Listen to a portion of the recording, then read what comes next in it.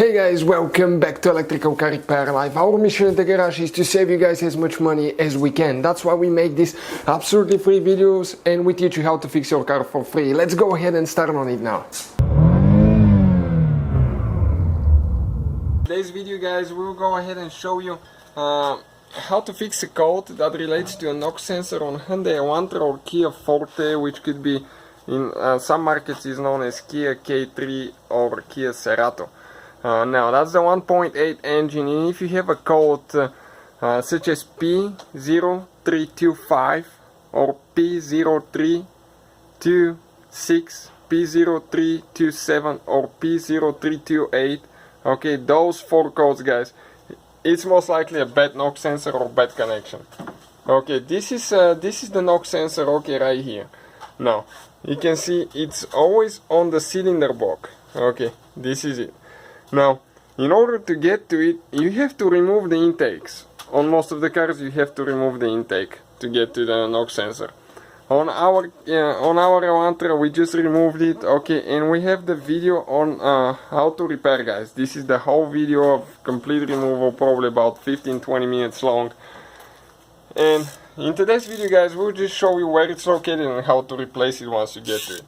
The knock sensor is super simple to replace once you remove the intake. It has only one bolt here, okay, with a 12mm socket. So all we have to do is just get that one loose. And we just made a video how to test those things. So if yours is bad, you know if it's bad or not. Ours was bad, so we tested, we proved in another video that it was bad, okay. So we have to disconnect it now from here, from the wiring harness.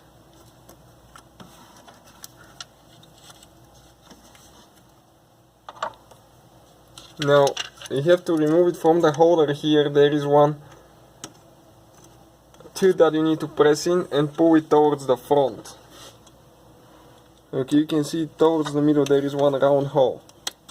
Okay, like that. And this, guys, is the sensor. Okay, that's what it looks like. This sensor is kind of like the microphone for your car. It listens. Okay, it listens what happens if it has any engine knocks. It tells the computer. We'll have the part numbers and parts that we use listed in the description of the video below. So we'll go ahead and get a new one now. Okay, and go and replace it. You can see there is no hole or anything like that, just the thread right here. And quick tip. When you remove the intake, okay, like we did, you can see we got some, okay, we have some dust inside, okay, that fell. Okay, so that dust will need to come out, we'll need to use a vacuum. So always inspect that, because sometimes you have leaves fall in the valves and you don't want to bend anything. We'll get the new sensor, and the replacement from that point on is super simple. That will fix your codes. All we have to do, just connect the wiring harness now. That's super simple.